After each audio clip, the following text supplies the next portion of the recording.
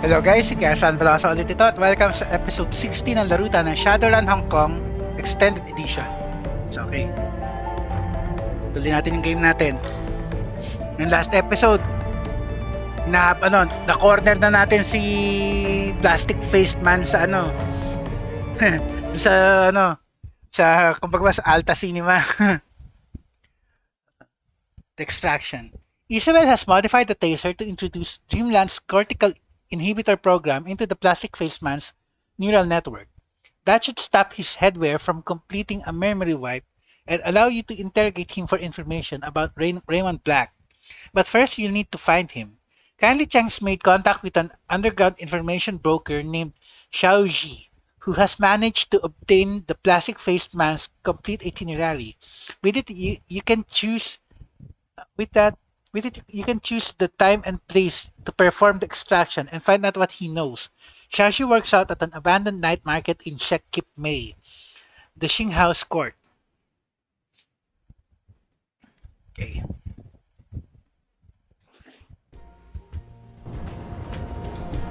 Okay, so to, kailangan mag-survive tayo dito dahil may kaharap pa tayong mga mga Hong Kong Police Force soldiers.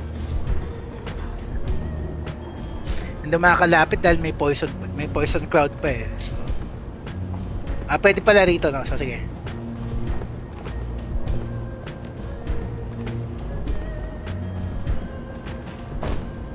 Nagmintis pa pasaway. At siya tumama. Okay. Nice.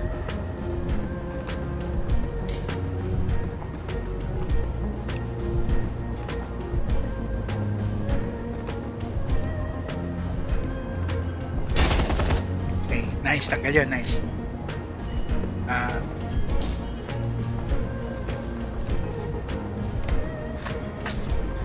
May move ka pa isa. 55 lang eh.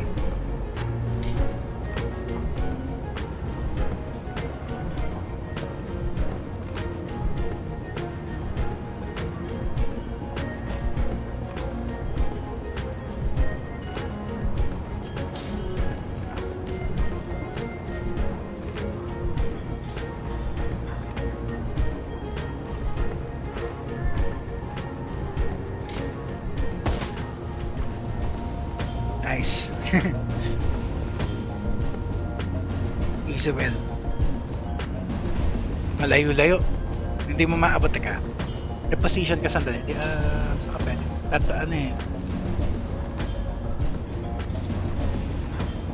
para sana makita mo eh. Kaya lang mapapadaan ka sa Ay, may katabi ka pala pasaway. Teka.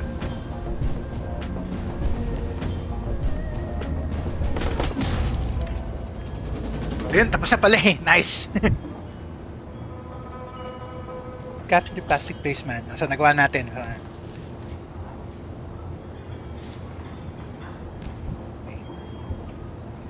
The neural inhibitor device seems to be working. Let's get this guy to a secure location and get some answers out of him. I'll calm the crew and have them meet us. Alright, let's move. I can't wait to find out what he knows. I'm gonna enjoy this. Ayan, yun lang.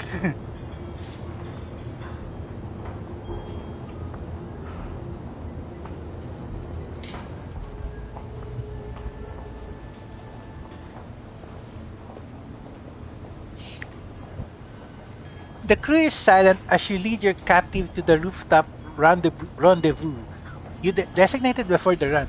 Just as you planned, you find the others waiting there for you. Pati si andito. Andito rin si si Gaichu tsaka si Raptor. That's interesting.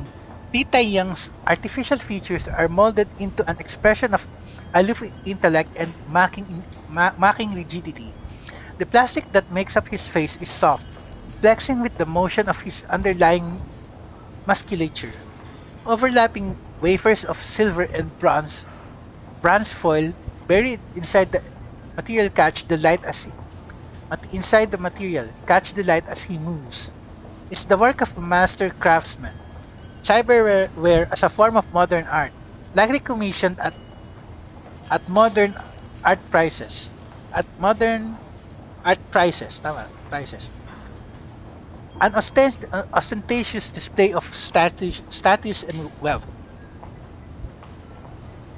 The plastic-faced man examines the zip ties that bind his wrists with an expression of detached amusement. Hindi gagana yung ano mo, inhibitor mo, pasaway ka. Isabel runs a long cable from her PDA to the jack in the back of his head and nods at you.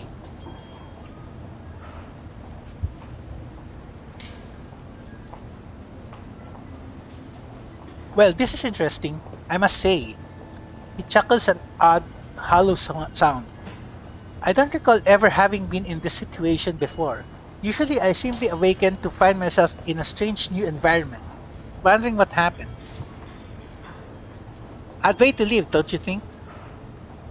Not this time, Mr. Lee. I guess there's a first time for everything, huh? So ito na lang. He surveys your crew with detached indifference. Looking at the lot of you, I think it's safe to assume that a violent extraction of information is the next order of business. Hindi naman kailangan maging violent eh. Oh, you can bank on that, asshole. Wu focuses his attention on the plastic-faced man's kneecaps. So, you grabbed me at a Simpsons theater, targeted rich and So you grabbed me at a Simpsons theater.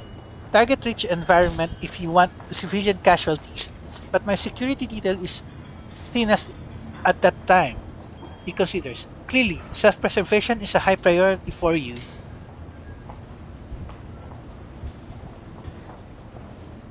Tank, we have a problem. Isabel stares down at her PDA. Dreamland's neural inhibitor software isn't interacting with this guy's cortical implant the same way it worked with her own. It's only going to slow the memory wipe process. Kailangan talaga magmadali na. Okay, ganun. Anything you can do? How long do I have? We've come too far to lose this now. Do something about it. So ito lang. Wag natin siyang ano. I don't know. We're talking about software I didn't write interacting with two different pieces of headwear. I've never seen it. I've never seen before. We're lucky this works at all. She begins a flurry of two-handed thumb taps on her PDA. I'll try and key in some buffering routines or something to slow it as much as I can, but my confidence is low. Isabel shakes her head at the PDA, her face pinched in frustration.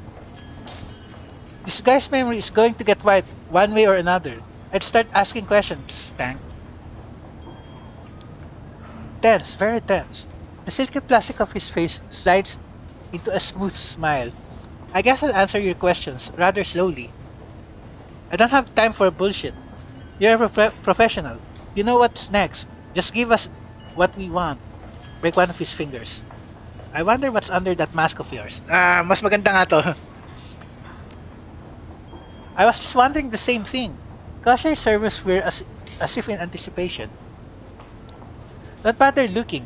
Neither of us will enjoy it. I guarantee. Besides, I was joking. We don't need to step through a process. My clients know I'm a professional, and that I take extraordinary precautions to protect their secrets. If those precautions were compromised, it was due to an extreme circumstance. His chin lifts a bit and his tone becomes even more matter of fact. You ask your questions, Tank. I'll answer them as efficiently as I can. When we're done, I shake hands with a stranger and walk away wondering what just happened. Who are you? What is prosperity? Why is Josephine Sang trying to kill us? Tell mo na, what is prosperity? Prosperity Tower is Sang Mechanical Engineering's corporate headquarters. Prosperity is also one of Josephine Sang's pet projects. Which one do you want to know about first? His voice gets a sing-song tone. TikTok. Tell us everything you know about Prosperity Tower. I want to hear about the yung Prosperity Project. Para saan yan? Well, that's going to be challenging. You see, the Prosperity Project is Cho Sang's best kept secret. And the best way to keep secrets is to not tell anyone, even someone whose memory can be wiped. Also, I know is that Prosperity is something built deep inside Kowloon World City. Some kind of experiment that her son was working on. Edward Sang?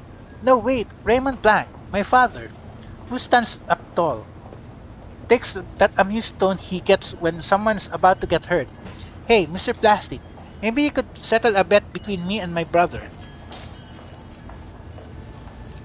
Wu puts his face close to Lee's, his breath fogging the white plastic. Now I think Raymond is still alive, but my brother here isn't so sure. Wu's voice drops to a single whisper. Which is it, buddy? Raymond Black dead or alive? I got 20 nuyen on this. Guys, a status bar just popped up. Just popped up. It isn't moving yet, but you never know when it might take a jump. The little decker watches her screen for a moment. It's stuck at 0 right now, but the process is starting and there's nothing I can do to stop it. Okay. Time limit. Here, give me that. He reaches out a perfectly manicured hand to Isabel. I'll show you something. Isabel pulls away on instinct and looks at you. This is a calculated gamble. You're running out of time and holding all the guns. I have information you want, and betting that if I share it with you, you won't kill me when this is over. Sorry buddy, I don't trust you. Go on, let him have it. I-dispatchan na naman natin siya after nito eh.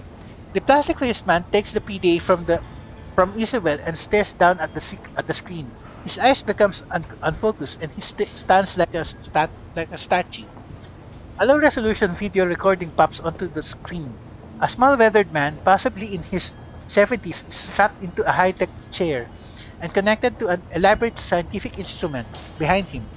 The recording is from the first-person perspective, presumably the plastic-faced man's. This is from when I first brought the asset, your father, to Prosperity Tower. His eyes remain unfocused, still as a statue, after I took him from the tea house on the docks. The video continues and a confident voice can be heard from off-screen. A woman's. You can't make out what she says. The point of view turns to the right and a graceful woman of indeterminate age steps into view. She is clearly advanced in years, but access to a nourishing diet and cutting-edge pharmaceuticals afford her the vitality of someone much younger. She speaks directly to the camera. Her tone is hard. I want you to be gentle with him, Mr. Lee. She looks over at the old man with genuine concern. He looks as if someone tased him. The voice of the plastic-faced man replies, I assure you, Mrs. Sang, I was gentle. He walked out of the tea house under his own power.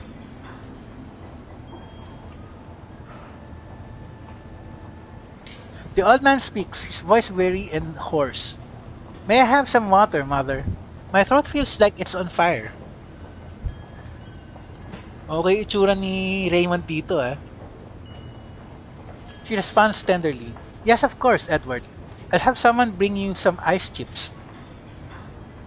The plastic-faced man speaks again, his voice lowered. Your son has apparently been through some sort of ordeal. He appeared determined. He appeared demented at times, and he's been mumbling about stopping something prosperity, I think. Yes, well that won't be happening. The woman addresses her son, speaking a bit too loudly, as if he is hard of hearing. We won't be stopping prosperity, Edward. I want you to get that out of your mind. Do you understand? I understand perfectly well, mother. There's no need to shout. But I won't give up. Prosperity must be stopped. All those poor people. Ano kaya yun? Ano kaya itong prosperity na to? The woman frowns and shakes her head. I know, Edward. I know. Those poor people. I've done a lot of good to make up for it since she left. Shelters, hospitals, all sorts of good work. And now it's time to do something for you. Something I should have done a long time ago, perhaps.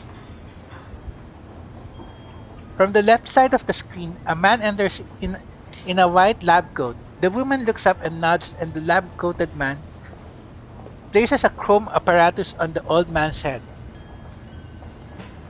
Raymond speaks dreamily, as if a drug has started its work. What is this, mommy? Mama? What are you doing to me? I'm I'm fixing you, Edward. She walks up close to the old man, strokes his head tenderly, leans forward to kiss it. All you can see is failure. You're incapable of seeing the good in what you've done. The man in the white lab coat presses a button on Raymond's chair, and a robotic arm swings into view. A cobalt blue light springs from its tip, and the arm quickly circumnavigates the old man's head, bathing it in oscillating blue. A high definition three-dimensional image of Raymond's brain appears on the wall behind. I've been inspired by Mr. Lee here. The woman turns and looks at the camera. We're going to do some editing of your memories to relieve you of your burden. buburahin yung ano, buburahin yung part na yun ng memories niya kung ano man yun. Raymond mumbles dreamily, desperately fighting to get the words out. No, Mama. Wait, I figured out what to do. And then he is asleep. The woman moves closer to the camera. Your payment will be made according to our agreement. She turns away, her voice cold. Once the rest of them are dead. The video ends and the plastic-faced man exhales slowly. I've I've taken a big risk showing you that. I dig I don't give a rat's ass. Who turns to you? You see, I knew it. I told you, Tang. Raymond's alive. Sang's holding him at Prosperity Tower. He may be alive, but it looks like his mom's gonna erase part of his memory. Just like Johnny just like Johnny Plastic here. She's gonna try to fix him. What kind of mother would do that? Something catches her eye and she looks down suddenly. Shit, shit, shit! Isabel thumps her PDA furiously, but it's now no use. That's it. He's swiping. She pulls the cable from her PDA and drops it into the ground in aggravation. Oh, hello. The plastic-faced man looks down at his zip-tied hands and then slowly surveys his surroundings. But isn't this awkward? What do you what do you want to do with this guy? He's got no memory. He's got no memory, so it's probably safe to let him go. But Auntie said he should take a dirt nap. We raise his rifle. All the same to me. End him. But Auntie wants Auntie gets. Let him go. I think we're safe. And again, gusto ni Candy Chang eh. End him. But Auntie wants Auntie gets. But he gave us everything we asked for and more. He's seen our faces. But I have nothing to connect them. I have nothing to connect them with. If it's all the same with you, I'd prefer to just walk away. Yeah, you're right. Cut the cuffs. No, no loose ends. End him, Gancho. My pleasure. Nice.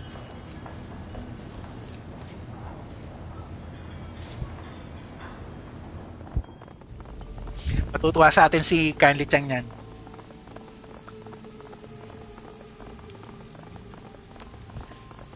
Okay, uwian na lang.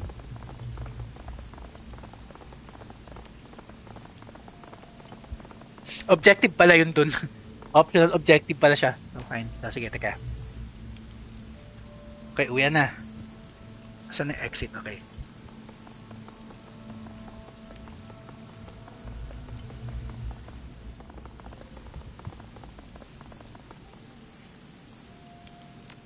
Uwian na.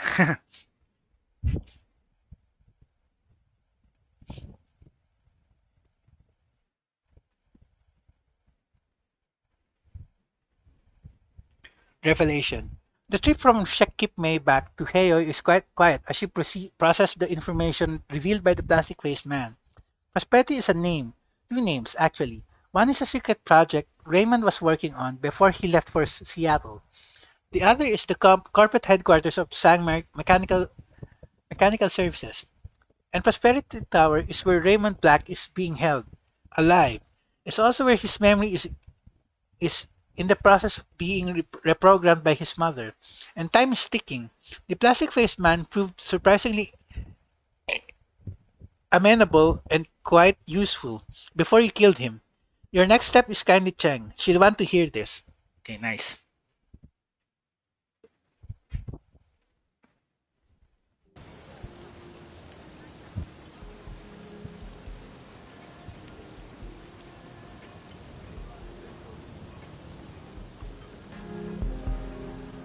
Oh, ilang ano rewards natin?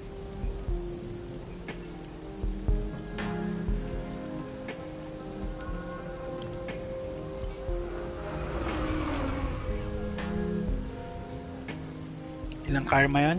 10? You step out of the MTR station and into the balmy night air. An impenetrable wall of clouds, heavy with imminent rain, has blown in from the south. It covers the stairs, causes them to wink out one by one. You can smell something on the air, something electric. The wind whips up around you, and the clouds begin moving in a thick grayscale swirl. The spiral builds and grows, shimmering with faint amber light. As you watch the clouds roll in the sky, the sounds of the city retreat. A bubble of soft white noise replaces them, wrapping around your head and reflecting your own heartbeat back on you. You look down from the clouds to see the lights of the ducks dancing in a warm, saturated blue. Enjoy the stillness. Head back to the Kraken. Take a side shot with your PDA. Okay, enjoy the stillness na lang muna. You lean back and take in your surroundings. The boats, the golden glow of the light on the water, the lapping of gentle waves against the docks, and then the first twinge tickles your chest. Lets you know that something's coming. Something coming na naman. A moment later, you feel an incredible tightness in your chest. It feels like your heart is being crushed. Your vision goes. It feels like your heart is being crushed under a foot of a giant. Your vision goes gray, and your senses of balance disappear. Gradually, blood rushes in to refill the organ, inflating it like a balloon. Bioware, wala akong Bioware. Set the card no. Fight through it. Willpower, wala ako yan. Biotech 5, wala rin ako yan. Force your body to calm itself. Biotech 5. Attempt to make a self-diagnosis. Try to catch your breath na lang. Ilan ba yung points natin? Kung pwede ko Ang hinahabol ko, ito taking na eh. So may matitirang 5.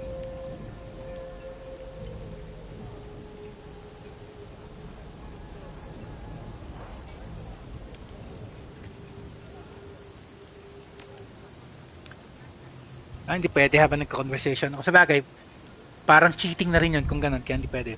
Try to catch your breath. You gasp for air. It doesn't come. Your breath shallows out, thins, makes you gasp a suffocating fish. Your chest contracts again and again as you struggle to take in breath.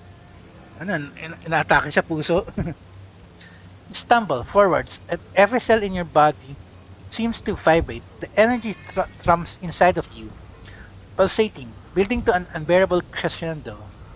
And then you're on the other side of it. Ano nangyari? You find yourself standing in a familiar courtyard, the walled city. You're back in the walled city just like you in your dreams. You can taste the stench of the place, the mint and plaster and wet dogs stink of the slum. What the? A dream? This has to be a dream. No, this isn't real. Ito na lang. Na-teleport tayo. Na-teleport yung consciousness niya. The crumbling facade of tenement buildings lean into one another above you, closing in on either side and creating a narrow walkway. Just like in your dreams, there's nowhere else to go, nowhere but forward, down the path ahead. Start walking. Stay where you are. Call for help. Start walking. You let your legs carry you forward. You feel a creeping sense of certainty in the back of your mind, and it tells you that you've taken the same walk hundreds of times before. The sense of claustrophobia mounts and builds with every step you take. It feels like you're worming your way forward down a long dark tunnel. The humidity of the place sticks to your skin.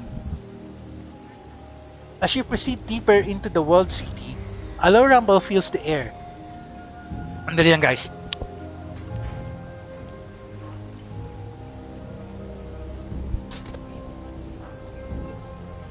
The noise of the noise of enormous gears in motion. You feel hollow, empty, and with every step you take, you can feel that emptiness growing. An unbearable yearning unlike any hunger you've ever known. Continue forward, stop in your tracks, turn back the away came. Like, move forward. Ano to, feeling ko si Raymond to, nagpaparamdam sa atin eh. May pinapahiwatig siya eh. You continue walking just as you always have. Just as you were meant to. Off in the distance, an alien silhouette beckons to you. It's her, the tall, slender thing from your dreams. The elusive figure that you've always been moving towards, but could never quite reach. A crowd of locals lines the path ahead, kneeling in supplication. They look emaciated, all skin and bones, clothed head to toe in dirty rags. Ignore them and keep moving. Try talking to the nearest local. Examine the kneeling figures.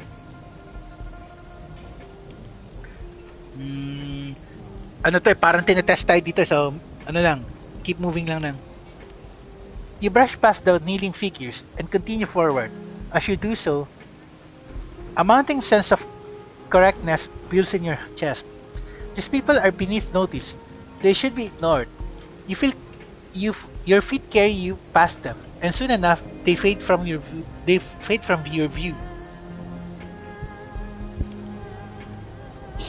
Your legs carry you deeper and deeper into the beating heart of the tenement. If you haven't reached the center yet, you must be close. It's incredibly hot and humid in here. The sweat rolls down your body in sheets. Your thoughts go hazy with the heat, and a dim sense of unease takes root in the pit of your stomach. Shake it off. Focus on the uneasy feeling. Push through it. You grit your teeth and push forward, struggling to ignore the fog. The omnipresent sound of grinding gears isn't helping. Looking up, you can see where the noise is coming from. A hatch. The same door that you saw in your nightmare back when all of this began. The markings on the door are legible now. A single word in faded yellow paint. Prosperity. So yun, papunta yung ano kumbaga nag out of body experience siya papunta doon sa doon sa path papunta sa Prosperity Towers. Suddenly, impossibly, the alien figure that you've been moving toward is standing right in front of you. At the same time, your vision finally clears, and ice water runs through your veins. The walled city isn't a slum at all. It's an enormous gaping maw, and the buildings are a forest of crooked teeth. Ganon? Ano ba yun?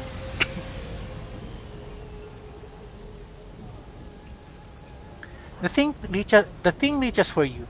With inhuman speed and grace, it plunges fingers of polished ivory into your mouth. Slowly, terribly, it begins to wrench your jaw open. You can feel your teeth splinter and break, and ay, yung ano na naman, yung kunento sa atin ni Isabel na myth dito sa World City. Yung god na yung entity na kumukuha ng ipin ng mga tao. Pero di ba nakuha na niya yung isang ipin natin?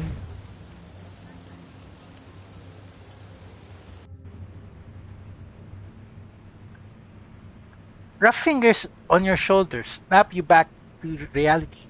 The hand clenches into a the hand clenches into a vice-like grip and yanks you backwards off of your feet. You come crashing down to the floor of the Heyo Air Station. You can feel a rush of wind just in front of you. A passing train. Ano, muntik siya mag-suicide? Ganon? Ah, si Strangler Bow. What is wrong with you, Tank? Strangler Bow eyes you coolly. Auntie Cheng's lost too many runners already. Besides, there are cleaner ways to end your life than jumping in front of a train. Ala, ano ba yon? I was just in the World City. There was this thing. Thank you. I owe you my life. That wasn't a suicide attempt, asshole. I was under magical. I was under magical attack. Um,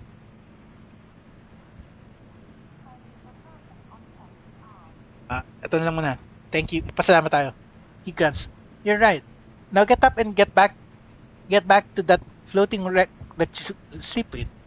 You don't get to die in here unless Mrs. Cheng says you do. Oh, may additional 3 pa. Go to the Mahjong Parlor, pero wag naman na. Ayusin muna natin yung stats natin for na. Teka. Save muna natin. Teka lang. Save muna natin para maayos ko yung stats. Teka.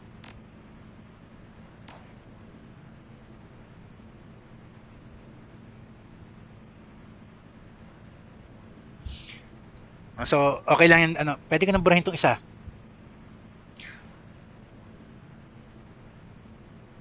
Adjust ko na. Teka. I-delete ko na muna yung isang yan. Teka. Ayos na eh. So, pwede natin delete to isang to.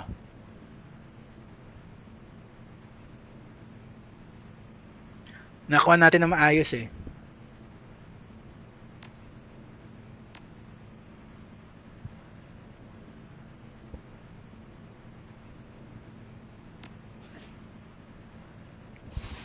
Tignan natin.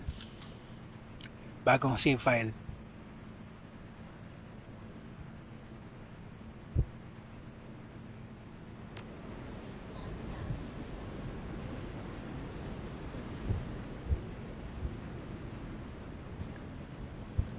Edit natin yung stats.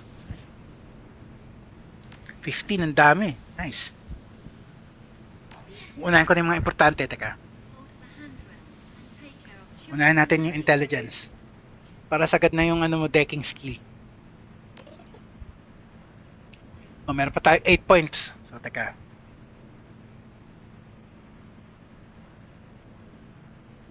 So, dalawang 4 yun pa nagkataon. Body. Strength.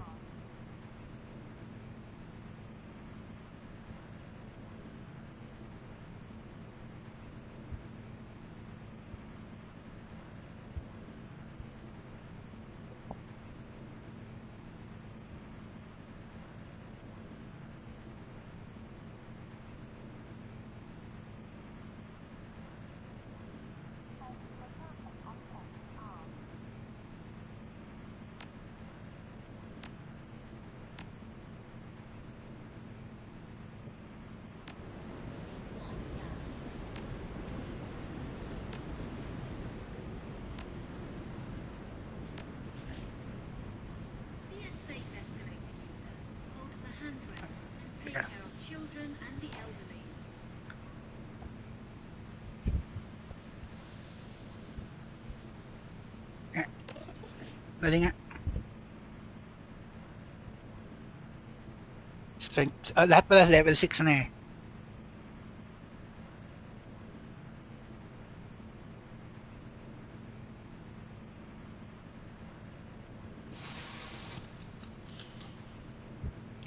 Kung habulin ko yung quickness, ito hindi na to habulin to lang. Ano pa dyan? So habulin natin, sige, quick, muna? Quickness. Level 6 natin yung quickness natin tsaka dodge. Yung nahabulin natin. So, teka.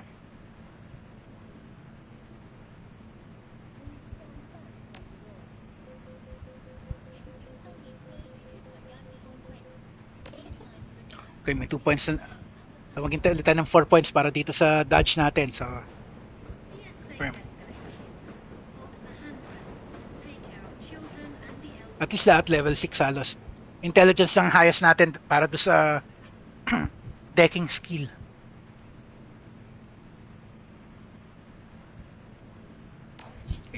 Ilang minutes na ba tayo? Okay. 10 minutes na lang. Check nga natin. Umila ko tayo achievement. No mercy.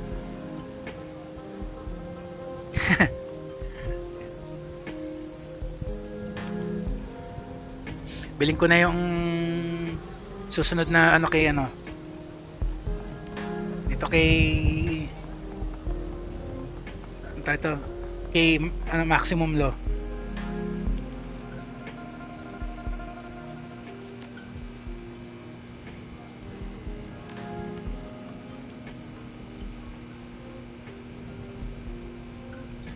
$4,000 pa.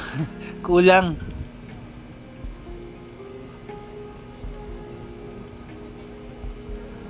Sell tayo ng items. Stash.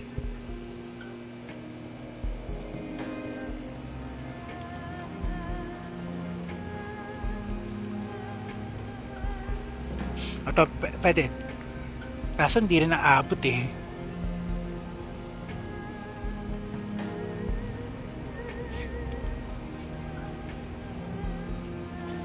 Wag na lang. Nga lang. Wala tayong funds. Sayang sana.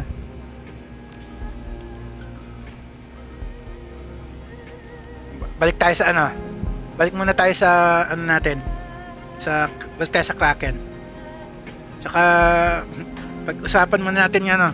Ano masasabi ng crew natin sa ano natin, na-discover natin.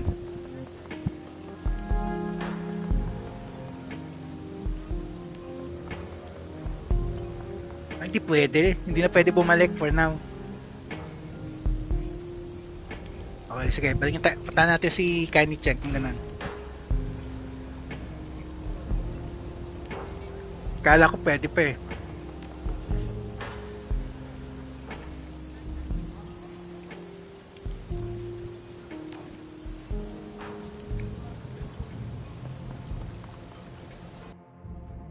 Minutes na lang. So, andito na pala yung crew natin eh. Sige, okay lang. Save natin.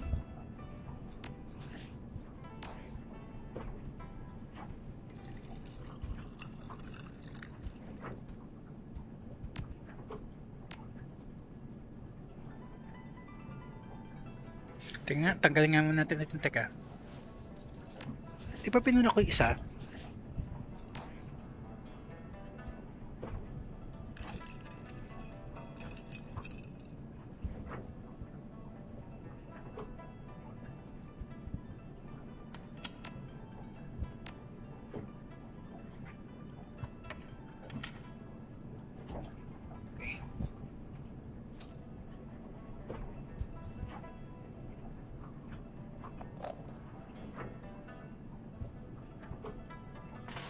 Ito, tanggalin natin yung isa dito. Para lang malinis. Okay. Save natin.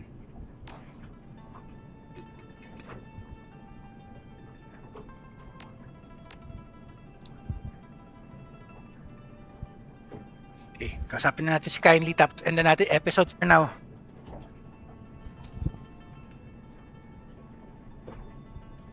The walk through the Machong parlor is punctuated by the tantalizing smell of the coconut and fried confection. Your crew surrounds Kindly Cheng, watching uncomfortably as she peels small egg-shaped delicacies from a waffle-like pastry and pops them into her mouth. Each time she does, her eyes close in ecstasy and soft sound comes from her throat.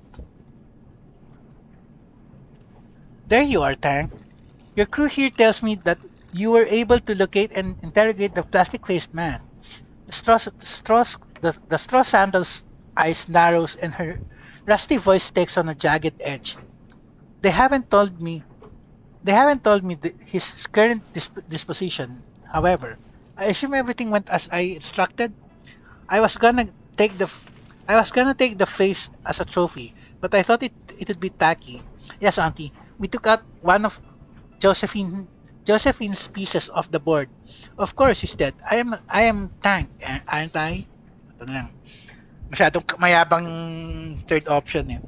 Kindly Chang's nostrils flare with a sharp inhale and her eyes glisten in triumph. That was for you, Nightjar. I trust you got something useful out of him. We got plenty. Wu sounds eager. He gave us a data dump on everything he knew about Prosperity Tower first-hand information. Josephine's headquarters? She puts down the pastry, rubs her nose, considering. That could be a useful, I suppose. What do you intend on doing with it? We're gonna rescue Raymond. He's alive, Auntie. Just like I said he was. Josephine's holding him in there. She's doing something to his brain. Something to his brain? She takes another bite of her pastry. What is that old bitch up to now? Based on the memory that Mr. Plastic showed us, it looks like she's trying to rewire her son's memories using something called ASSIST, Artificial Sensory Induction Systems technology. It allows the user to record, process, and feed synthetic sensory input to the brain. Okay, yeah. Total recall.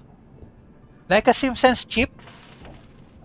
Yes, Auntie, it's the technology that led to SimSense. It's also what allows Deckers to enter the Matrix and grants riggers a neural connection to their drones. An expert assist technician could alter someone's personality, memory, even identity. Sounds complicated. Guessing experts like that don't grow on trees. So it's pretty common. Not the way Raymond's mother is using it. Changing someone's memories requires a massive amount of computing power and a world-class expert in assist. I'm not sure exactly what they're doing to him, but I'm guessing that his mom wants him to forget something, or to remember it differently, maybe. And we have no idea what that is. What do we know about Prosperity Tower? Wala nga eh. We've got to get to Raymond before he isn't Raymond anymore. O, tatama. That means a run on Prosperity Tower. Isabel and I have been studying the data the plastic faced man gave us about it. Lots of good intel to mine there. Dali lang ulit guys. How do we make our approach? Talk to me about the security setup. How do we get to Raymond? How do we stop this assisting from rewiring Raymond? Muna, sige. How do we make our approach?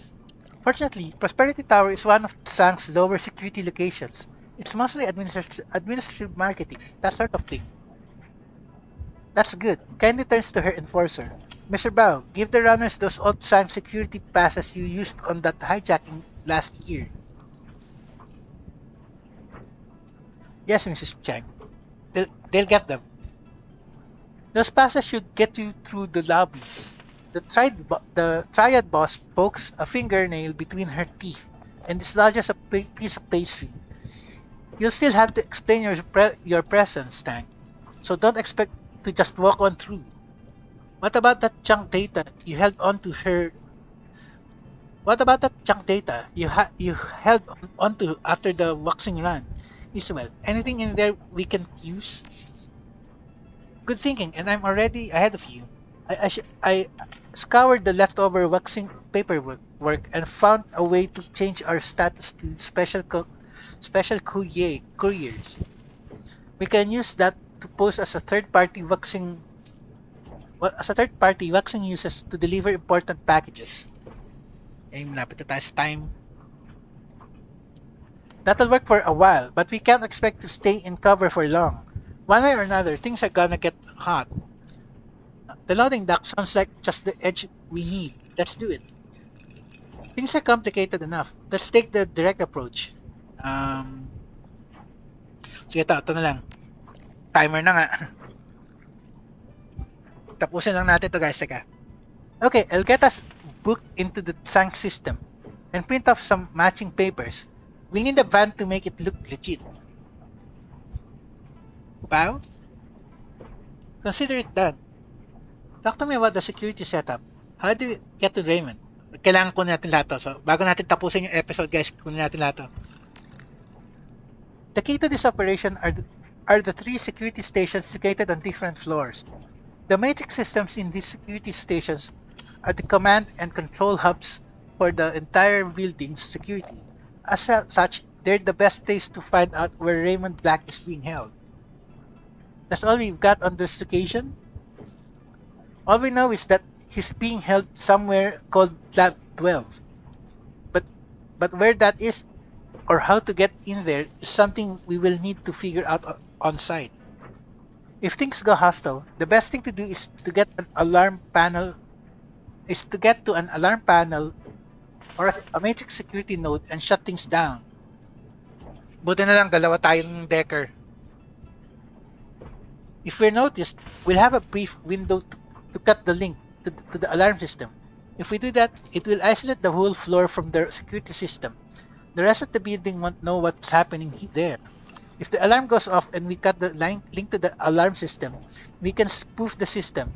Tell it we've moved on to another location. That might work once or twice, but if we spoof too many alarms, they'll figure it out. How long is this brief window to cut the alarm? What about guards' quantity, training? What else do we have on the security stations themselves? Staffing, weaknesses. Okay, so ito muna. Maybe 30 seconds, maybe less. If the network isn't cluttered with traffic, it's there as a failsafe to secure doesn't it's there as a failsafe so security doesn't stampede all over the building if a janitor forgets to close the door. What about guards, quantity training? Standard core security for the most part, but Sang has a rapid response squad for high priority events. That would be us. Is Gavit right? Do you think an intrusion into Lab 12 would qualify as a high priority event? No naman. Sounds manageable, up to the point we find Raymond.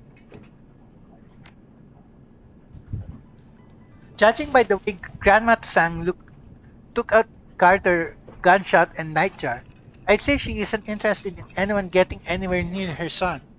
Expect to face Sang's elite security once we find him.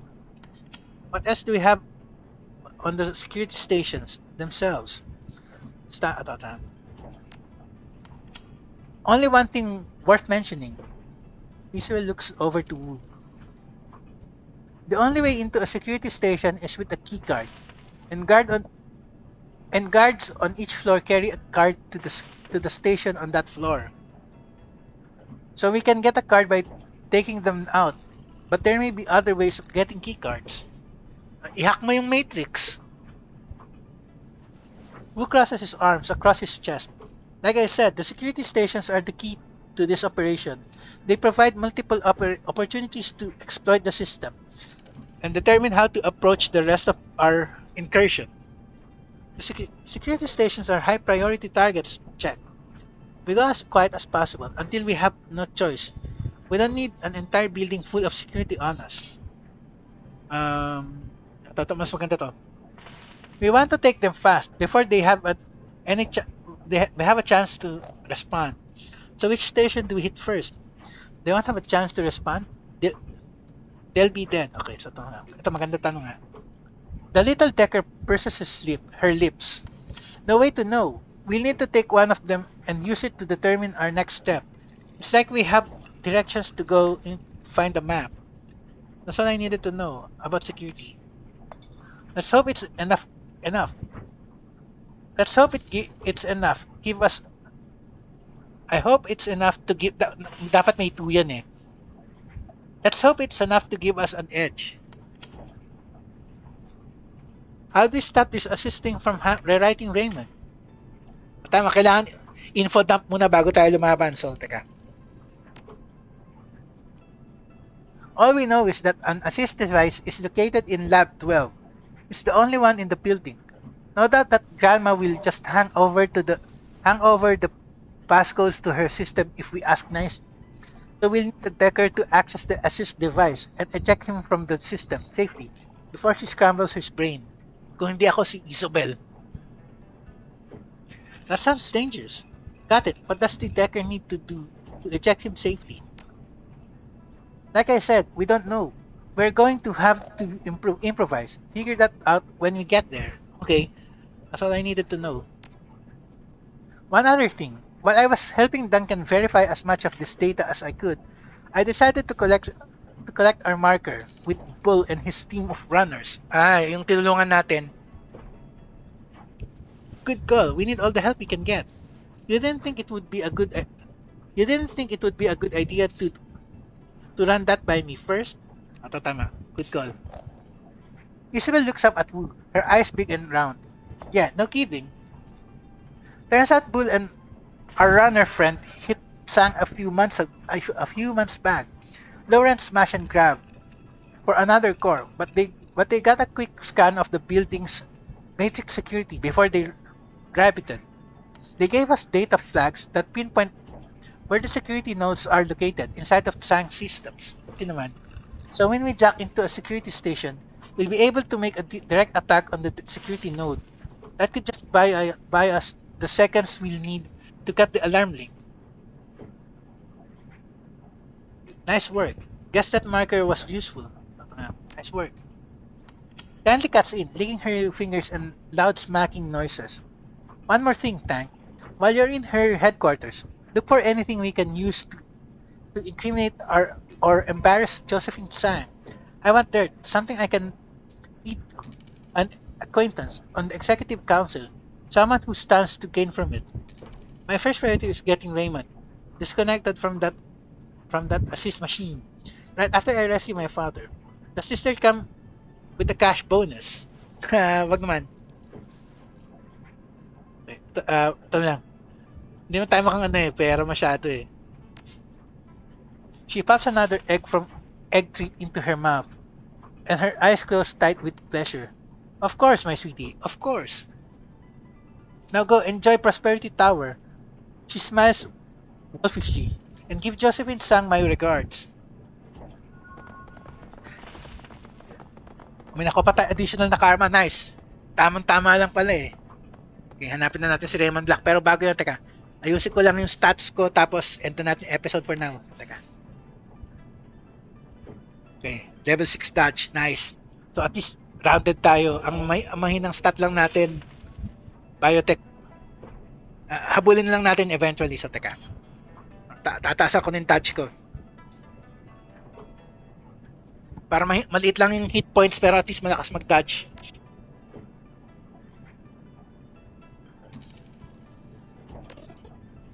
Okay. Yan. Well-rounded tayo. Level 6 yung strength. Combat din, level 6. Yan. So nice. So end na natin episode for today. So save na natin.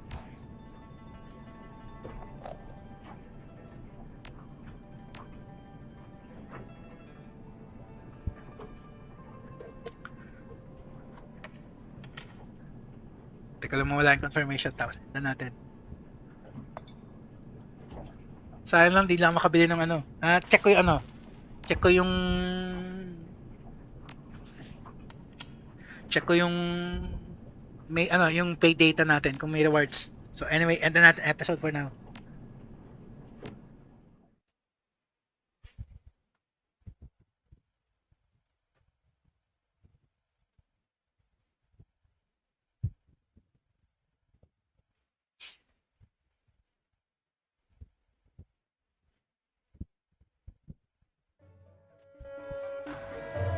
Okay guys, Keshan Vilausa signing off. Tuloy na lang natin ulit next episode.